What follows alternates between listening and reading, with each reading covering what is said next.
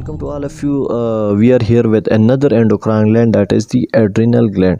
तो adrenal gland को suprarenal gland भी कहते हैं। अब इसको suprarenal gland क्यों कहते हैं, तो इसके लोकेशन पे जब हम बात करेंगे कि ये कहाँ पे लोकेटेड है तो इससे पता चल जाएगा कि इसको suprarenal gland क्यों कहते हैं। तो अब adrenal gland जो होते हैं ये 2n नंबर होते हैं, सही है। और हर एक एड्रिनल ग्लैंड एक किडनी की टॉप पे होते हैं। फॉर एग्जांपल ये किडनीज हो गई, तो एक किडनी के टॉप पे यहाँ पे जो रेड में दिखाई दे रहे हैं एक एक एड्रिनल ग्लैंड है, सही है। अब ईच एड्रिनल ग्लैंड की 2 पोर्शंस होते हैं, 2 टिश्यूज़ होते हैं, सही है। जो आउटर की तरफ जो टिश्यू होता है, जो पोर्शन होता है उसको कॉर्टेक्स कहते हैं, तो एड्रिनल कॉर्टेक्स बन गया। और जो इनर की तरफ जो टिश्यू होता है उसको एड्रिनल मेडुला कहते हैं, तो एड्रिनल मेडुला बन गया, सही है। अब दोनों जो है तो मुख्तलिफ़ किस्म के हार्मोन्स रिलीज़ करते हैं। सबसे पहले आते हैं एड्रिनल कॉर्टेक्स की तरफ। तो एड्रिनल कॉर्टेक्स जो है तो उसका जो सिक्रीशन होता है हार्मोन का, तो एक दूसरा हार्मोन कंट्रोल करता है जिसको हम एड्रीनोकॉर्टिकोट्रॉपिक हार्मोन कहते हैं, सही है। अब हमने इंटीरियर पिट्यूटरी में पढ़ा था कि एड्रीनोकॉर्टिकोट्रॉपिक हार्मोन होता है, एड्रीनोकॉर्टिकोट्रॉपिक हार्मोन। तो वो क्या करता है कि एड्रिनल कॉर्टेक्स की सिक्रीशन को वो कंट्रोल कर देता है नेगेटिव फीडबैक के थ्रू। नेगेटिव फीडबैक के बारे में भी हमने बात की थी कि जब एक फैक्टर डिक्रीज़ होता है तो नेगेटिव फीडबैक क्या करता है कि दूसरे फैक्टर को इंक्रीज़ कर देता है। फॉर एग्जांपल एड्रिनल कॉर्टेक्स के हार्मोन का लेवल जो है तो वो डाउन हो गया, तो एंटीरियर पिट्यूटरी ये डिक्रीज डिटेक्ट करेगा और एड्रीनोकॉर्टिकोट्रॉपिक को रिलीज़ करके एड्रिनल कॉर्टेक्स पे वो एक्शन करके उससे उसके हार्मोन को जो है तो रिलीज़ कर देगा। और अगर एड्रिनल कॉर्टेक्स के हार्मोन का लेवल जो है तो बॉडी में इंक्रीज़ हो गया, तो एंटीरियर पिट्यूटरी इंक्रीज़ को डिटेक्ट करके एड्रीनोकॉर्टिकोट्रॉपिक हार्मोन के रिलीज़ को वो डाउन कर देगा, सही है। तो इस तरह जो है तो ये नेगेटिव फीडबैक के थ्रू ये कंट्रोल होता है। अब एड्रिनल कॉर्टेक्स के जो हार्मोन्स है उसका सबसे पहले इसमें कॉर्टिसोल है, सही है। तो कॉर्टिसोल क्या करता है कि control use of sugar, fats and protein, यानी कि हमारे बॉडी में मुख्तलिफ़ किस्म के शुगर, फैट्स और प्रोटीन्स के मालिक्यूल होते हैं। अगर इसकी यूज़ का कोई ज़रूरत नहीं है तो ये कॉर्टिसोल रिलीज़ होता है और इसका जो ब्रेक डाउन होता है उसको ये कंट्रोल कर देता है, सही है। इस तरह ये स्लीप साइकिल में भी, और वेक साइकिल जो होता है स्लीप से, अगर किसी बंदे का जो है तो स्लीप साइकिल डिस्टर्ब है तो इसका मतलब है कि कॉर्टिसोल में कुछ ना कुछ तो है फ़र्क है उसके रिलीज़ में, और स्लीप साइकिल में इस तरह ये मदद देता है।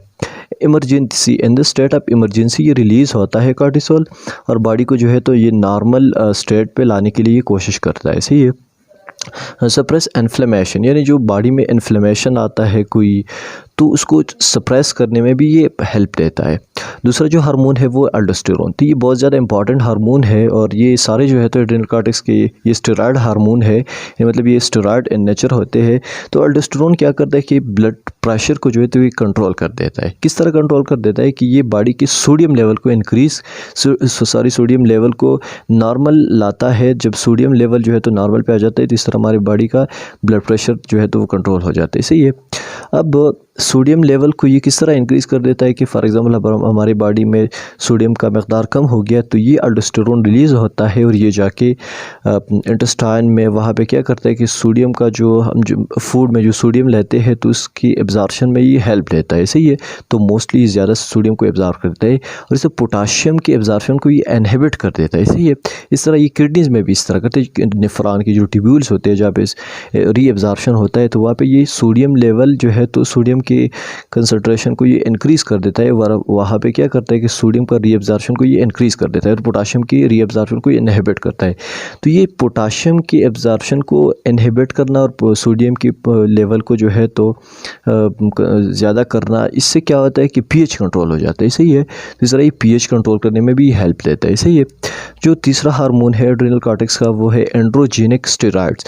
अब ये कोई हार्मोन्स नहीं है बल्कि प्रिकर्सर ऑफ हार्मोन्स है, सही है। ये प्रिकर्सर ऑफ हार्मोन्स है, और ये जाके ओवरीज में एस्ट्रोजन इससे बनता है और टेस्टिस में जाके एंड्रोजन ये बनाते हैं, सही है। ये मतलब ओवरीज में ये जाके फीमेल हार्मोन बना देता है एस्ट्रोजन जिसको हम कहते हैं, और ये टेस्टिस में जाके मेल हार्मोन एंड्रोजन ये बनाते हैं, सही है। तो ये पहला हो गया जो आउटर रीजन था एड्रिनल कॉर्टेक्स, उसके हार्मोन्स जो सिक्रेट करते हैं। दूसरा जो है तो वो एड्रिनल मेडुला है जो inner portion of the adrenal gland है, सही है। तो इसके 2 बहुत ही इंपॉर्टेंट हार्मोन्स है, एपिनेफ्रिन एंड नॉरएपिनेफ्रिन। अब इसको एपिनेफ्रिन को एड्रेनलिन भी कहते हैं और नॉरएपिनेफ्रिन को नॉरएड्रेनलिन भी कहते हैं, सही है।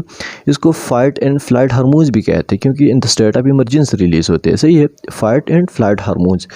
अब ये क्या करता है कि दोनों हार्मोन्स के जो फंक्शंस होते हैं तकरीबन सिमिलर होते हैं, थोड़ा सा डिफरेंस है, उस पर हम बात करेंगे कि इंक्रीज़ ब्लड शुगर लेवल, यानी ब्लड का जो शुगर लेवल होता है उसको इंक्रीज़ कर देता है। दूसरी अल्फाज में हम कह सकते हैं कि ये मेटाबॉलिक रेट को जो है तो ये इंक्रीज़ कर देता है। इसे ये मेटाबॉलिक रेट किससे इंक्रीज़ हो जाता है, जब ब्लड शुगर लेवल जो है तो इंक्रीज़ हो जाए तो इससे मेटाबॉलिज्म इंक्रीज़ हो जाता है, इसका ब्रेकडाउन ज़्यादा हो जाता है। इस तरह ये हार्ट रेट को जो है तो हार्ट स्टिमुलेंट भी हम इसको कहते हैं, क्योंकि ये हार्ट रेट को इंक्रीज़ कर देता है। इसे ये और increase blood flow to skeletal muscle को जो है तो ये ब्लड फ्लो इंक्रीज़ कर देता है, क्योंकि जब इमरजेंसी का स्टार्ट होता है, फाइट एंड फ्लाइट का स्टार्ट होता है, तो वहाँ पे स्केलेटल मसल का स्ट्रांग होना बहुत ज़्यादा ज़रूरी है। और स्केलेटल मसल जो स्ट्रांग तब होते हैं जब उसको ब्लड जो है तो उसका सप्लाई ज़्यादा हो, यानी इसको फूड ज़्यादा मिलता हो स्केलेटल मसल को, तो इससे वो अपना काम जो है तो बेहतरीन तरीके से करेगा। अगर फ़्लाइट वहाँ पे करना हो, भागना हो, तो तब भी स्केलेटल मसल में एनर्जी होगी और बंदा जो है तो आसानी से भाग सकता है। और अगर फाइट करना हो तब भी स्केलेटल मसल्स के लिए इनफ फूड है, वहाँ पे इनफ एनर्जी है, तो बंदा फाइट भी कर सकता है। ऐसे ही इंक्रीज कंट्रैक्टिलिटी, यानी ब्लड वेसल का जो है तो कंट्रैक्टिलिटी इंक्रीज़ कर देता है। इस तरह ब्रोंकियल डायलेशन भी करता है। ऐसे ही अब नॉरएपिनेफ्रिन जो है तो ये क्या करता है कि मेक ब्लड वेसल नैरो।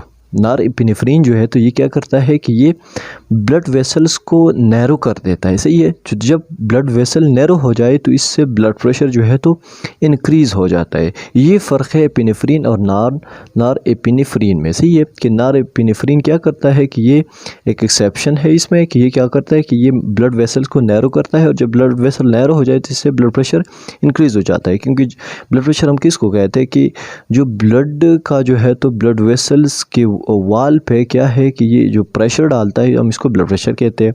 तो जब ब्लड वेसल नैरो हो जाए और वो कंट्रैक्ट हो जाए तो उससे क्या होता है कि ब्लड जो है तो वो उसका फोर्स ब्लड वेसल के वाल पे ज़्यादा होता है, तो इससे ब्लड प्रेशर वो बढ़ जाता है। ऐसे ही so this was all about the adrenal gland. तो अगर किसी का कोई भी क्वेश्चन हो एड्रिनल कॉर्टेक्स के हार्मोन के बारे में, एड्रिनल मेडुला के हार्मोन्स के बारे में, बहुत ज़्यादा इंपॉर्टेंट है epinephrine, norepinephrine, fight and flight hormone. सही है, तो will see you in the next lecture.